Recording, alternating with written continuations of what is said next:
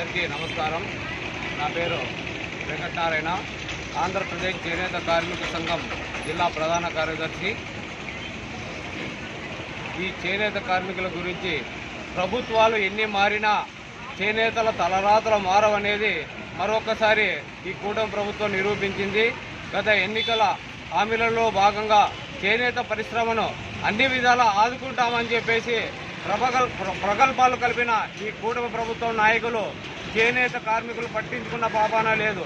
ఇప్పటికే ఎంతోమంది చేనేత కార్మికులు ఆత్మహత్యలు చేసుకున్న ఇప్పటిదాకా దాదాపు ఇంకా 30 మంది చేనేత కార్మికులకు ఎటువంటి ఎక్స్‌గ్రేషియా చెల్లించలేదు. ఇప్పటికైనా వాళ్ళకి ఎక్స్‌గ్రేషియా చెల్లించాలని కోరుతా ఉన్నాం.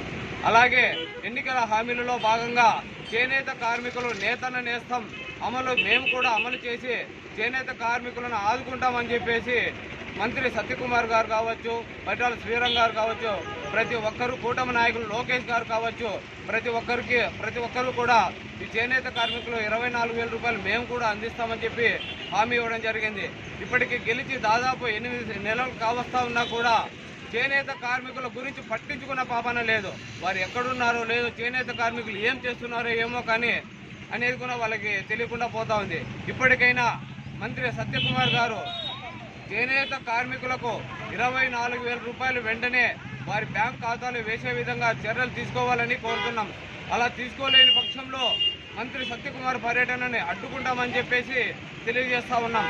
అలాగే ఎన్నికల హామీలలో భాగంగా చేనేత కార్మికులకు 200 యూనిట్ల వరకు ఉచిత విద్యుత్ అందిస్తామని చెప్పి హామీ ఇవ్వడం జరిగింది. కానీ కేవలం 100 యూనిట్ల వరకే దాన్ని పరిమితం చేశారు. దాన్ని 200 యూనిట్లు పెంచి చేనేత కార్మికులకు పూర్తిగా ఉచిత విద్యుత్ అందజేయాలని కోరుతున్నాం.